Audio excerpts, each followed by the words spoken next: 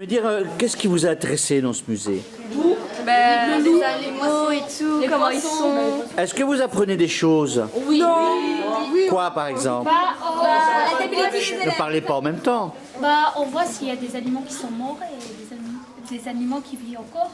Il y a des animaux qui ont disparu, les enfants? Oui. Ah, lesquels, par exemple? Le doudou. Les mammouths. Mais vous en avez vu un tout à l'heure. Diable, je sais pas quoi là. Le Diable. Le dodo.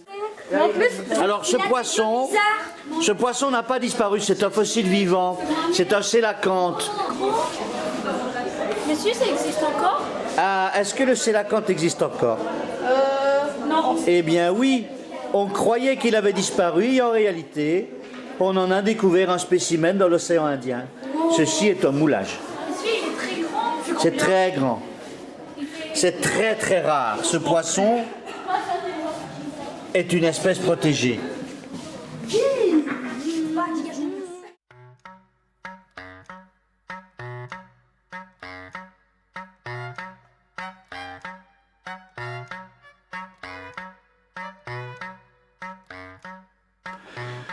Parfois donc la nature est paresseuse. Elle laisse prospérer des espèces très très très longtemps, comme le sélacanthe. Ce poisson est presque identique à ce qu'il était il y a 350 millions d'années. On parle alors de fossiles vivants. Amusante expression, puisqu'en principe, un fossile, c'est claqué, décédé, mort, depuis longtemps.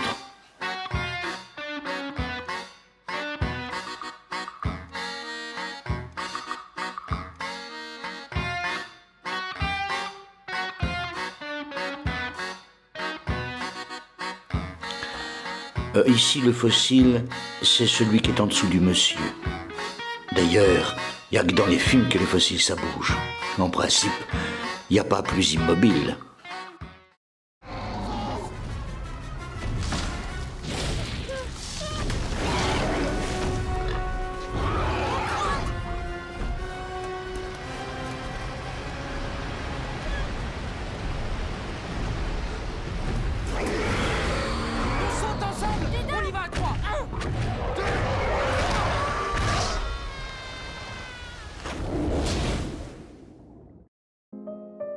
Mais pour en revenir à M. Darwin, comment est-on passé de ceci à cela? C'est juste une question, hein. Vous fâchez pas, M. Darwin.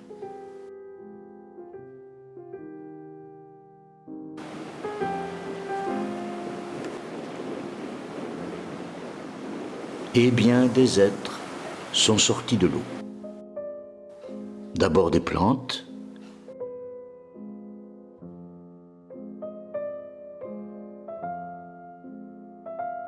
puis des invertébrés.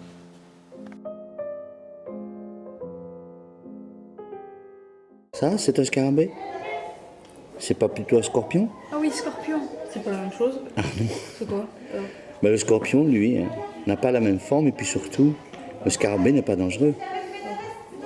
Le scorpion est dangereux? Oui, s'il te pique, il te tue. Car il a un venin au bout de son dard. Tu le vois, le dard du scorpion? Ah oui, il est à la fin. Hein, tu le vois? C'est un animal très très ancien aussi. Ce sont les premiers animaux qui sont sortis de l'eau.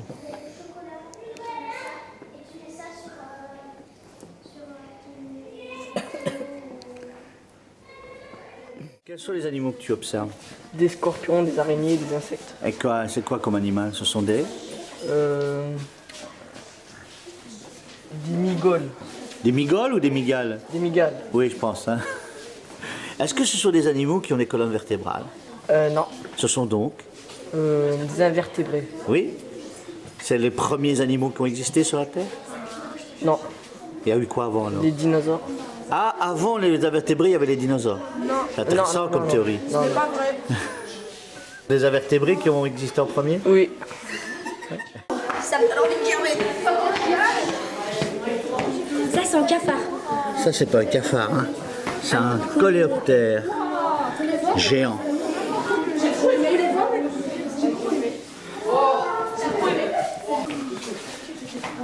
Alors ici, qu'est-ce que c'est comme animal? Tu sais ce que c'est? Oui, c'est un crabe. C'est un crabe. Est-ce que le crabe est un invertébré? Oui, on le voit comme ça. Et comment tu sais qu'est-ce que c'est un invertébré? Bah, c'est ceux qui ont une colonne vertébrale. Ils ont une colonne vertébrale, les invertébrés? Ou ils en ont pas? Bah, ils ont une... comment ça s'appelle encore? Une carapace. Oui. Et ils ont une colonne vertébrale? Non, je pense Non, pas. ils n'en ont pas. Non, non. Tu avais déjà vu des crabes de cette taille? Non, jamais. Ah, celle-ci. Mais est-ce que ça existe? Oui, ça existe. Pourquoi ça existe? Comment on aurait pu les naturaliser s'ils n'existaient pas?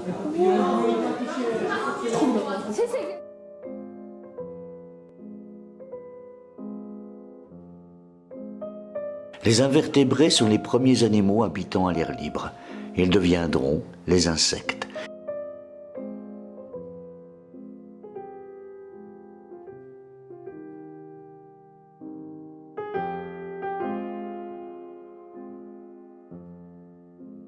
Il en existe aujourd'hui 1 300 000 espèces. Ils constituent plus de la moitié du vivant sur la Terre et les insectes actuels ressemblent beaucoup à leurs lointains ancêtres.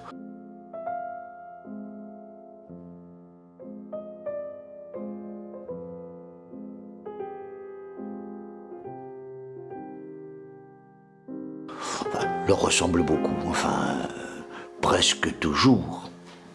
Meganera, par exemple, vivait au Carbonifère il y a 300 millions d'années. C'est un ancêtre de la petite et fragile libellule, mais en 10 fois plus grand et en 70 fois plus lourd.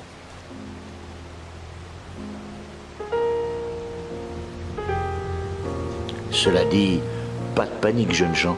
De tels insectes géants ne pourraient plus vivre aujourd'hui, car notre atmosphère est désormais trop pauvre en oxygène. Encore une fois, notre espèce l'a échappé belle. Enfin, poursuivant leurs proies invertébrées, les poissons sont sortis de l'eau à leur tour.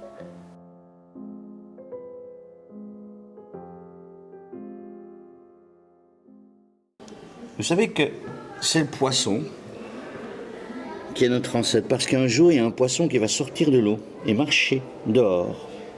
Eh oui. Ça marche sur l'eau. Tu savais ça? Non. Mais je dis quoi comme un poisson qui marche hors de l'eau, c'est n'importe quoi.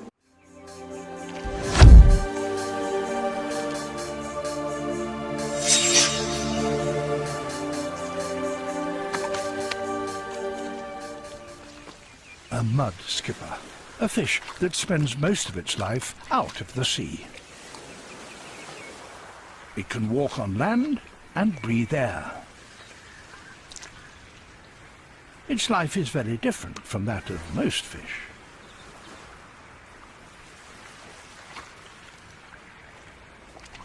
A fish out of water, maybe, but they thrive here in Japan. So what's made this upheaval worthwhile? The answer lies in the mud. As the tide retreats, it exposes mud flats. Sunlight hits the rich silt, and tiny plants and animals flourish there. All food for a mudskipper.